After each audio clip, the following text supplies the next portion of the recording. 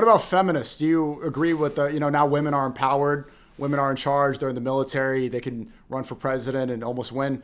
Do you think that, are you happy about the rise of the independent woman? No, not at all, brother. It's a scam, and they really need to be home taking care of the children. They have a much more important job than running for political office. They have a much more important job than truck driving and working on tractors and moving logs and fixing water leaks. They have a much more important job. Their job is to raise the children in the home that the man provides. As the man does everything else better, but guess what a man can't do? He can't raise them children like a woman can. That's where them women need to be. They sure as hell don't need to be in a position of power.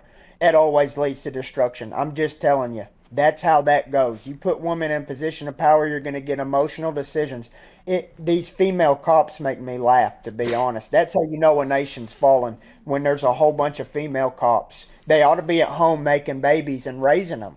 And that's just what you get when the I see society what you're dwindles saying. down. But what about the men that allowed them to get in that power? What's the number one problem with the men of America?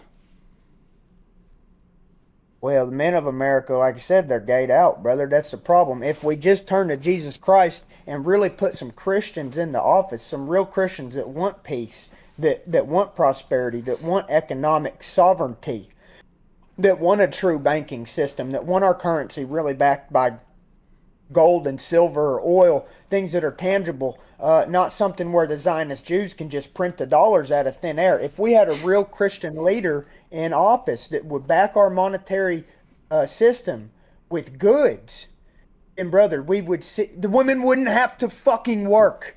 The men would make so much money that the women could stay home again and raise a family, and we could have prosperity. But it appears that that's not going to happen. Our dollars are just going to keep getting inflated so much that these women have to work shit jobs. They have to be cashiers at Dollar General. They have to be the lunch ladies at the school. They have to be some of them are bus driving now. They have to do all these little shitty jobs because they don't have the luxury anymore of staying home and raising their own children. But you don't see any value. You don't see any value of women being independent. And in this case, in this conversation sake, meaning like at all in positions of power, you don't see any value. Just have to ask. I have not seen one woman in one position of power ever that I have. You know what? And I'll say this: I think Candace Owen runs the best podcast I've seen from a female, and she runs a great podcast. Agree. As far as women in position of power, I think running a very popular mainstream podcast where you're pushing social ideologies and political ideologies, I think that's a great role for a woman leader.